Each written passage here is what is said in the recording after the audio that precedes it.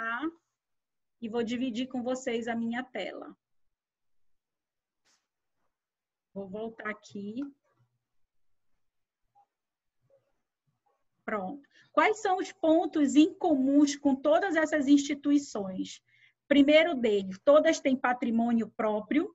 A segunda, todas têm uma personalidade jurídica, todas são uma pessoa jurídica, todas possuem CNPJ, com isso direitos e obrigações.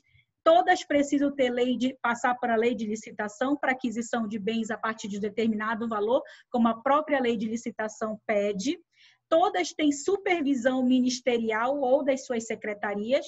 Se forem instituição federais, vão ser supervisionadas pelos ministérios. Se forem estaduais e municipais, por suas respectivas secretarias. E o controle das contas pelo TCU, Tribunal de Contas da União, se forem empresas federais, TCE, Tribunal de Contas do Estado, se forem empresas estaduais, Tribunais de Contas do município, se forem municipais. E para todas elas, os ingressos por via de concurso público, tá? O que traz mais isonomia e transparência, né? O que mais aqui? Sobre os poderes da administração pública, são 3 poderes: o legislativo, o executivo e o judiciário. Todos eles são poderes independentes e harmônicos, ou seja, cada um tem a sua função aí indelegável, mas é necessário que tenha respeito, harmonia no sentido de respeito entre, né, esses poderes. Cada um deles tem uma função que é atribuída como precípua, né? Ou seja, principal. Cada um deles pode desenvolver várias funções, mas cada um tem a sua função principal. Por exemplo, lá no legislativo, formada, né, pelos nossos legisladores, vereadores, deputados estaduais, federais, nossos senadores, lá no Poder Legislativo, a função precípua, a função principal é a função normativa. Mas eles têm uma função judiciária? Tem. Quando eles, por exemplo, criam uma norma. Não, quando eles aplicam uma norma. Por exemplo, uma advertência. Um funcionário que chega constantemente atrasado e aí se aplica uma advertência. Então, naquele momento, ele está agindo com uma função judiciária, né? Mas a função principal de cada um dos poderes precípua é do legislativo, a função normativa, a elaboração de leis, de normas. Executiva, a conversão dessas leis em ato individual e concreto, ou seja, a função administrativa.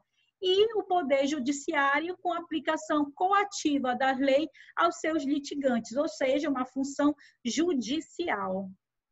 Vamos ver lá. Os órgãos públicos são centros de competências instituídos para o desempenho de funções estatais através de seus agentes, que são os serventuários, né, da administração pública, cuja atuação é imputada à pessoa jurídica que pertence. Então, lembrando que órgãos públicos são centros de competências. Os órgãos não têm personalidade jurídica nem vontade própria, que são atributos do corpo e não das partes. Ou seja, essa personalidade jurídica é ao ente e não aos órgãos públicos de cada, seriam departamentos, centros de inteligência. Os agentes públicos são todas as pessoas que, de forma definitiva ou transitória, remuneradas ou não, que servem o poder público como instrumento de sua vontade. Vamos por partes entender isso. Como é que esse agente público serve de forma definitiva ou transitória? Bom, transitória por meio dos contratos, dos cargos e funções em comissão. Definitiva, aquele que passa por um concurso público. Remuneradas ou não, ou seja, aquele que trabalha merece uma contraprestação, que é o seu salário, que é a sua remuneração. Trabalhou os seus 30 dias, recebe por isso. E aqueles que não recebem mais trabalho são aqueles que têm uma colaboração com o poder público, ou seja, são particulares que colaboram com o poder público, principalmente os mesários na época das eleições e também os que participam dos tribunais de júri, que por um período, por um momento, eles estão trabalhando em favor dessa administração pública, então não recebem por isso. Ganham o dinheiro de um lanche, só para se manter, e isso não caracteriza salário. Serve ao poder público como instrumento de sua vontade. Por quê? Porque se inscrever num concurso é um ato volitivo. Você foi lá e se inscreveu, você pagou a taxa, você foi fazer a prova. Então, é um ato volitivo, um ato de vontade. E é por meio dos agentes públicos que o Estado se faz presente. Então, se eu sou uma serventuária pública, né, quando um usuário, um cliente chega até a minha repartição, eu trato bem, o que acontece? Esse cidadão, ele se sente feliz, ele fala, nossa, o Estado está fazendo a sua parte, me trataram muito bem, resolveram a minha questão, né, com eficiência, não de forma morosa. Então, a presença desse servidor público, ele também, ele é, digamos assim, o rosto desse Estado, né? A forma como ele se faz presente, tá? Vamos ver o que mais. Esses agentes públicos, eles são classificados em agentes políticos e servidores estatais. Os agentes políticos são os titulares de cargos estruturais à organização política do país, possuindo, inclusive, vínculo político, que é o caso dos deputados, dos vereadores, senadores, né? E, inclusive, aí uma figura que é o juiz por ser uma função, né, de suma importância, ele é representante do Estado, né, um representante muito importante. Então, ele tem ali uma função política. Os servidores estatais, por sua vez, possuem relação de trabalho profissional e não eventual. O que é não eventual? É aquele que está assíduo todos os dias, né? Ou como deve ser a sua função, está ali no seu horário, cumprindo o que determina, né? Seja na administração pública direta, seja na administração pública indireta. Os servidores estatais, eles são divididos em servidores públicos, empregados públicos e particulares em colaboração com o Estado. Os servidores públicos são aqueles que atuam junto, né, ao Estado, União Federal, município, Distrito Federal e as demais pessoas jurídicas de direito público, como autarquias e fundações. Já os empregados públicos, eles atuam nas pessoas jurídicas de direito privado, que são as empresas públicas e a sociedade de economia mista, e são submetidos à CLT. E os particulares em colaboração com jurados são aqueles que trabalham, prestam serviço, mas não recebem por isso.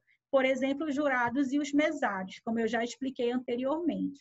E aí nós temos as espécies de vínculos, né, estabelecidos entre o servidor e a administração pública, que são seus cargos, que é os lugares, né, criados por lei nos órgãos e serão providos por esses servidores, por esses agentes, né, seja de forma transitória, por meio de um contrato, de um cargo de confiança, ou por meio, né, do concurso público, por meio de um vínculo efetivo. Podem ser efetivos em comissão e vitalício. Os cargos efetivos precisam aí de concurso público e para adquirir estabilidade precisa passar o exame probatório, né, que geralmente são 36 meses. Já os cargos em comissão são aqueles que são de livre nomeação e livre exoneração. Então, eu não tenho motivo para te contratar e também não tenho motivo para te demitir, tá? Enquanto for bom para ambas as partes, você vai estar trabalhando comigo, mas são cargos extremamente legais, né, previstos em lei. E os vitalícios, que são privativos dos membros do Ministério Público, ou seja, dos procuradores e dos promotores, e dos ministros dos tribunais de contas e também dos magistrados, dos juízes e desembargadores, tá? E aí a função, né, nós temos aí duas funções previstas na Constituição Federal, que são os contratos temporários e as funções de confiança. Geralmente as funções de confiança são ocupadas por meio dos famosos DAS, que são os cargos, são as funções de direção, assessoramento, né, e chefia, e os contratos temporários, que têm no prazo máximo de 1 ano, podendo ser prorrogado por igual período, e esse servidor fica até 2 anos na administração pública, devendo depois passar 6 meses para ser novamente contratado, tá?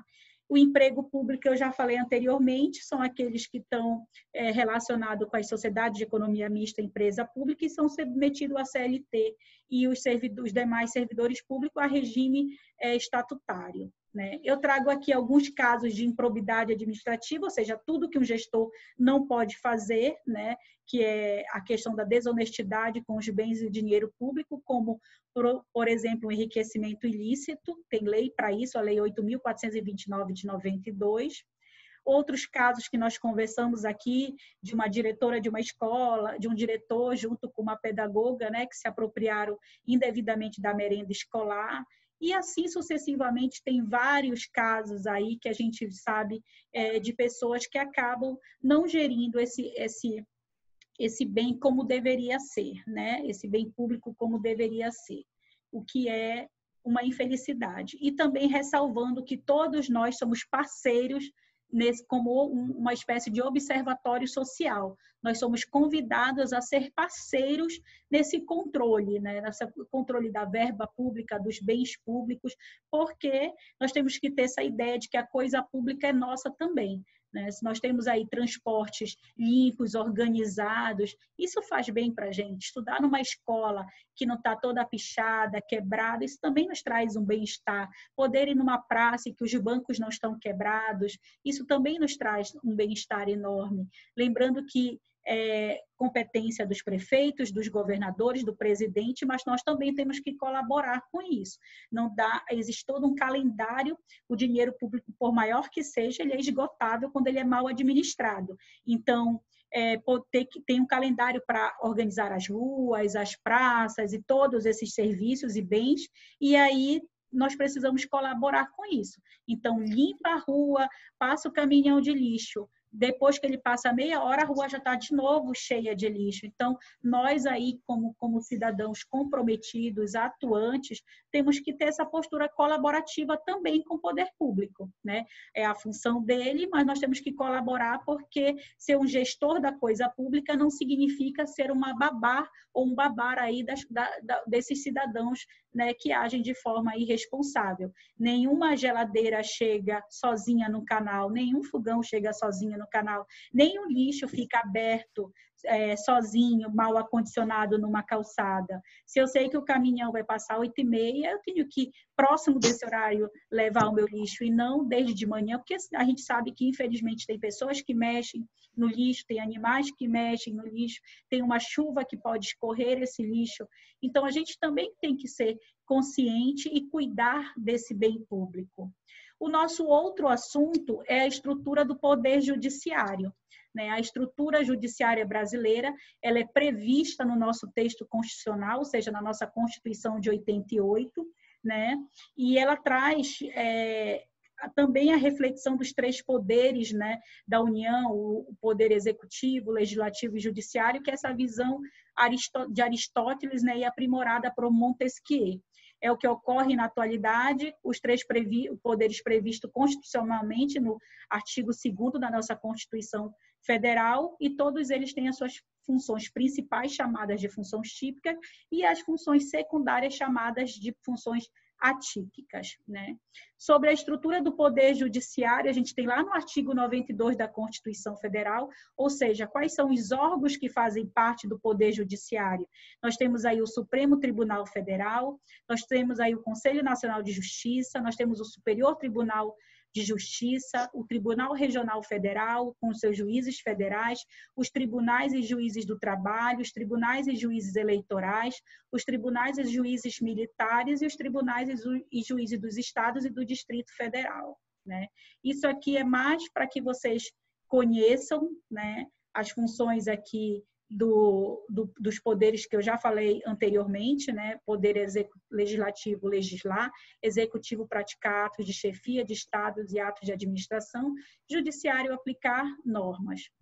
Aqui é um organograma de todo o poder judiciário, né? Da Justiça Comum, Justiça Federal, Justiça Eleitoral, Justiça do Trabalho, Justiça Militar, e todas elas com seu órgão máximo, que é o Superior Tribunal Federal, que é o grande guardião da Constituição Federal.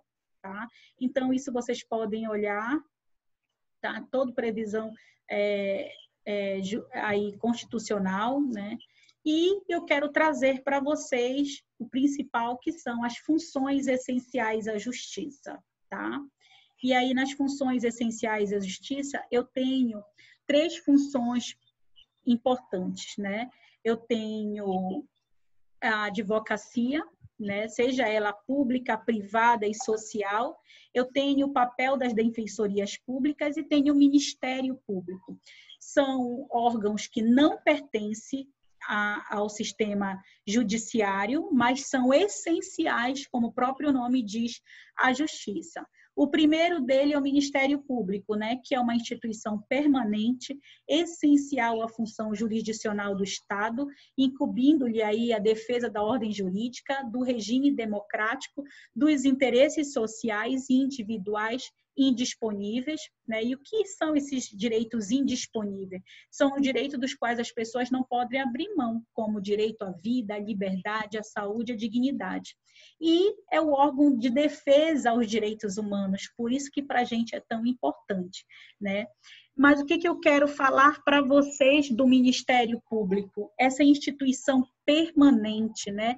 O Ministério Público, ele não pertence a nenhum dos poderes, ele é permanente, ele é, né, é um órgão que está à parte disso. Por quê? Porque se ele tivesse atrelado a um dos poderes, se ele fizesse parte do judiciário, se ele fizesse parte do legislativo ou do executivo, poderia até caracterizar em alguns momentos, né, que as suas atitudes podiam gerar alguma insegurança, alguma desconfiança. Então, ele é um órgão à parte.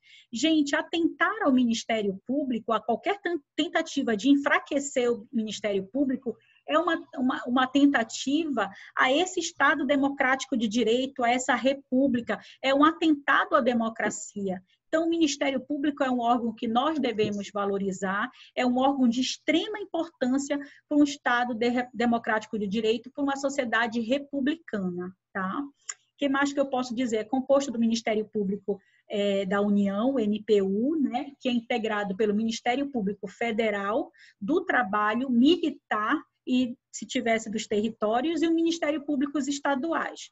Os princípios institucionais do Ministério Público são a unidade, a indivisibilidade, a independência funcional, assegurada a sua autonomia funcional e administrativa. Olha que eu falei para vocês anteriormente, a independência funcional. O Ministério Público é um órgão independente, tá? O Ministério Público da União é chefiado pelo Procurador-Geral da República, o qual é nomeado e destituído pelo Presidente da República, dentre os integrantes de carreiras que seja maior de 35 anos, aprovado absolutamente pela maioria dos membros, né, do Senado Federal para um mandato de 2 anos, e aí depois vem o outro, né, Procurador-Geral. O Ministério Público do Estado é chefiado pelo Procurador-Geral do Estado e são asseguradas ao membro do Ministério Público as garantias também que são também conferidas aos magistrados, aos juízes. Quais são elas? Vitalidade, inamovibilidade. O que é essa inamovibilidade? Dá uma ideia de movimento, né? De mover. É uma garantia constitucional concebida aos magistrados e membros do Ministério Público que não serão transferidos, salvo por relevante interesse público. Ou seja, eu não posso, se em primeiro momento eu, como político, estou em desafeto, um gestor público em desafeto com uma ação proposta pelo Ministério Público, eu vou fazer o quê? Eu vou usar do meu poder político para mudar, tirar de rota esse procurador. Não, ele tem uma garantia constitucional para que justamente isso não aconteça, para garantir, né, essa democracia, esse Estado democrático, essa república, enfim, qualquer tentativa de minimizar o papel do Ministério Público é um atentado à democracia, tá? E a sua irredutibilidade dos seus subsídios, ou seja, das suas remunerações, tá? Além disso, qualquer membro do Ministério Público não pode receber a qualquer título e sob qualquer pretexto honorários, porcentagem, custas processuais, um agrado, isso não pode acontecer. O Ministério Público, os membros do Ministério Público, os procuradores e os promotores, eles não podem exercer a advocacia. Então, eles são formados em direitos, eles tiveram que exercer a advocacia por no mínimo 3 anos, mas quando eles se tornam procuradores ou promotores, eles entregam a sua OAB, a sua carteira de OAB lá na OAB, que fica ali até eles se aposentarem e que, se quiserem um dia, voltarem a advogar. Caso não, fica lá e eles se aposentam como procuradores. Não podem participar de sociedade comercial, ou seja, não podem ter empresas, porque eu não posso, se eu tenho uma empresa e com todo o poder que eu tenho, eu poderia estar favorecendo os meus interesses econômicos. Então, eles não podem ter empresa e não podem associar a nenhuma delas, tá?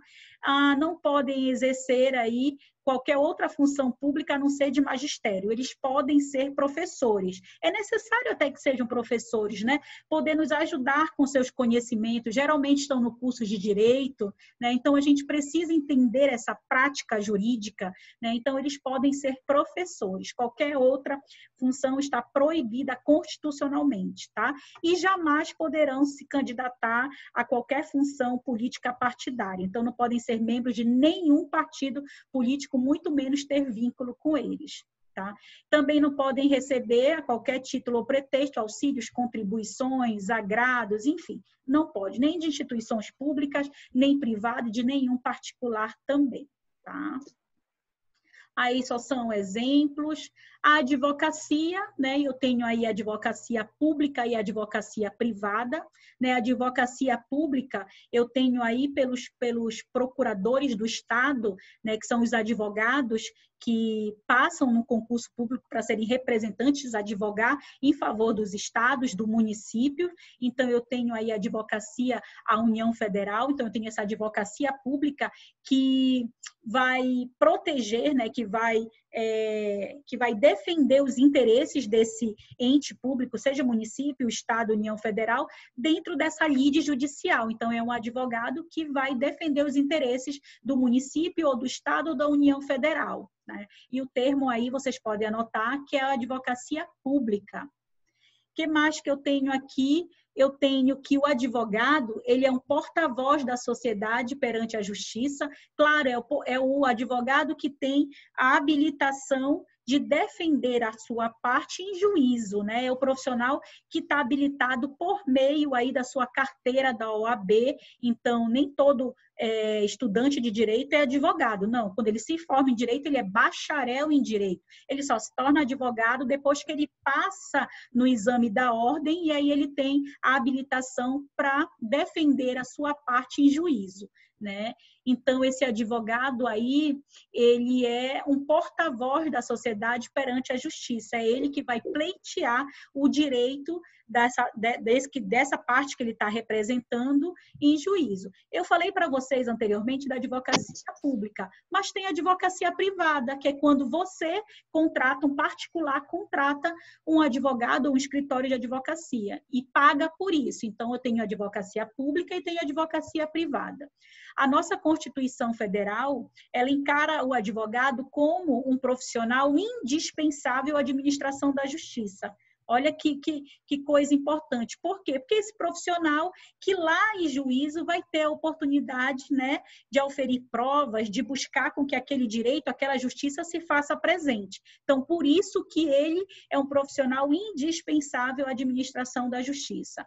Eu disse para vocês também que existe sempre esse ranço, né, de que o advogado é doutor, tem gente que não gosta muito desse doutor, mas esse doutor do advogado é diferente do doutor que é tutelado pela Lei de Diretrizes e Bases, de quem faz especialização, mestrado e doutorado. Não é um título dado porque ele fez um curso, não. Esse título de doutor foi concedido aos advogados em 1827 por Dom Pedro I, né? E aí é um título pela importância dele, por ser indispensável à justiça. Então, daí que vem o termo doutor, né? Tem gente que fala, doutor é quem faz doutorado também, mas o advogado traz esse título, traz esse dom, digamos assim, por conta da veemência, da importância da sua profissão, não por questões de ego. Se alguém usa isso, não deveria, né? Mas é por conta da função essencial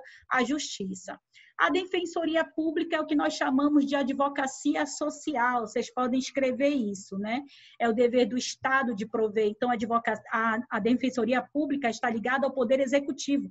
É o Poder Executivo que mantém a defensoria pública. É o dever do Estado de prover assistência judiciária aos necessitados. Daí, a advocacia social, né? Das pessoas que se encontram em grandes dificuldades de realização, uma vez que constitua a tarefa das procuradorias cumulativas com as atribuições de representação judicial e extrajudicial. Está caracterizado também como a instituição essencial à função jurisdicional. Então, a defensoria presta os serviços da advocacia aos mais necessitados. Então, daí o termo advocacia social, né? Cabe-lhe a orientação jurídica e a defesa em todos os graus e todas as pessoas que comprovarem insuficiência de recursos. Não necessariamente apenas pessoas pobres, sem condições. Às vezes você, classe média, está passando aí desemprego, está passando por uma necessidade financeira, se tiver devidamente comprovado, você também tem acesso à defensoria pública. O direito de defesa representa um dos esteios, olha o que eu estou falando para vocês, um dos pilares mais importantes do regime democrático, que constitui um dos princípios constitucionais fundamentais. Todavia, pode ser frustrado pela falta de recursos necessários ao seu exercício, né? Então, quando eu não tenho condições, eu não tenho acesso, isso frustra, né, esse regime democrático de direito. Assim, reconhecendo ser, ao lado de um direito do indivíduo, um dever do Estado. Está previsto lá no artigo 5º da nossa Constituição Federal. Tratou o Constituinte de criar um órgão próprio para cumpri-la, né? Que se chama aí a Defensoria Pública, né? Disposta na Constituição Federal, que tem aí os seus acessos e deverá, os cargos, né, de acesso aos defensores públicos é feito mediante concurso público de provas e títulos. Os defensores públicos estarão impedidos de advogar essa advocacia privada, porque agora eles serão defensores públicos, né? Obviamente, para terem maior disponibilidade para o exercício de tão elevada função. Eles recebem da Constituição Federal a garantia também de não serem movidos, trocados, colocados em outros lugares, para preservar, assim, a independência funcional do órgão. Paralelamente à Defensoria Pública da União, nós temos aí o Estado, a Defensoria Pública dos Estados, observado as normas gerais, né, que se organizam por meio das suas defensorias. Olha, a defensoria, com tudo isso que nós conversamos, está relacionada diretamente com a dignidade da pessoa humana, pois ela deve promover a tutela dos direitos das pessoas que não possuem condições materiais para custear o seu acesso à justiça e muitas vezes não tem condições sequer de obter o mínimo de matéria de dignidade. Então, por que a defensoria pública está relacionada com a dignidade da pessoa humana? Porque é por meio dessa defesa da advocacia social que esse pobre, que essa pessoa sem condições, essa pessoa que está naquele momento necessitada, tem acesso para que o seu direito seja garantido, para que a justiça seja feita. E aí está totalmente ligado, diretamente ligado com a ideia de direitos humanos, né? E aí, o que mais que nós temos? Os defensores públicos são nomeados pelo governador do estado, dentre os membros também estáveis de carreira, acima de 35 anos. Depois de ter feito uma eleição entre eles, os 3 nomes mais votados é enviado para o governador, que vai nomear como um defensor geral do Estado, tá? Com mandado de 2 anos, podendo ser reconduzido por igual período, ficando aí mais 2 anos. Tá? Então, a gente termina essas 2 unidades aqui e eu, né,